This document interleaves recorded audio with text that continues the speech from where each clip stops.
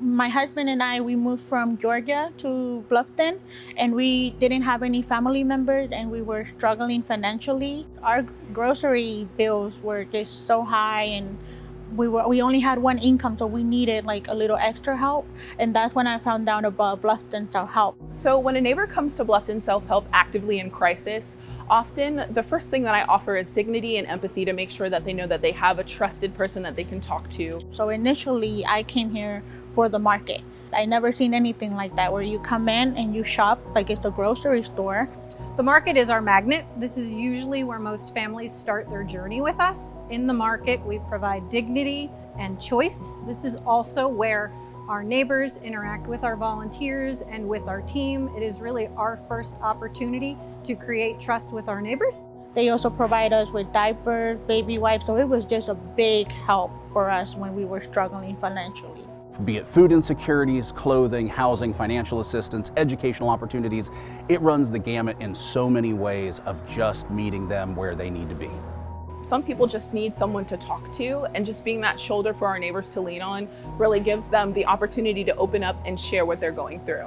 Bluffton Self Help kind of gave me more than the help that we needed at that moment, because I found out they had financial literacy classes, and I took advantage of those. Then through that, I found out they had a Getting Ahead program, and that truly changed my way of thinking and my way of feeling that, okay, what do I do next? What's my next step?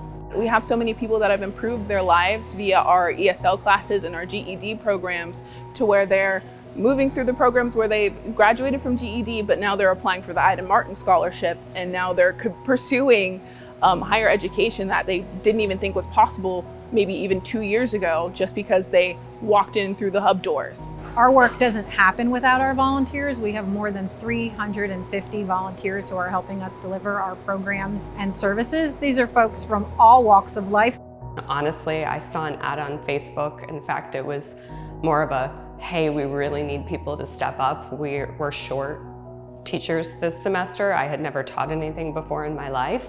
I discovered midway through the semester that one of the individuals in my class was actually my neighbor, who I had never met, never talked to, and it made me realize just how hard these folks were working to better themselves and to participate in our local community. And felt so connected to the mission, vision of Bluffton Self Help, as well as the adult students that we had here taking ESL classes in the evening, that I have now decided to go to law school to become an immigration attorney.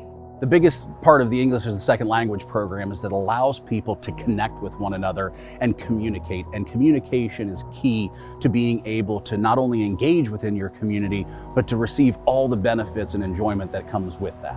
This work can't happen alone. We have to do it with our partners. When we do, we can provide the services beyond what we do in our spaces. At Deep Well, we have a great track record with that emergency stabilization, but we do not have very much experience in those steps that move people further. The education classes, the financial literacy classes, all of the things that we identify our clients need to get to that next level. That's why we are so excited to be able to partner with Bluffton Self Help. We had a patient that needed to have an operation. They were about $1,000 short in funding. And so we were able to pay for part of that.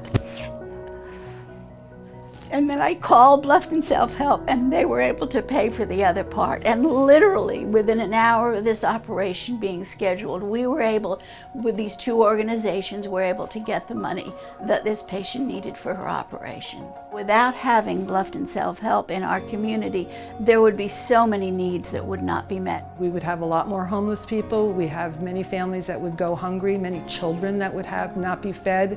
They wanted to have those snacks to keep them nourished throughout the school day, to keep them learning. They would go to bed without food in their stomachs and without school clothing to go to school with. Hundreds of families would be worried about how to pay their rent, their mortgage, their utility bill. Our workforce would be less skilled and less literate. I would just like to thank those individuals that have trusted us with their donations, those that trust us with their time, and our clients. Thank you for being part of Bluffton Self Help. And the journey that you're on, we are here to support. I feel that I have gotten to the point where I need to be. I'm not 100% there, but my family and I have definitely changed drastically in the way we think, in the way we save, and in the way that we want to get a better future for our family.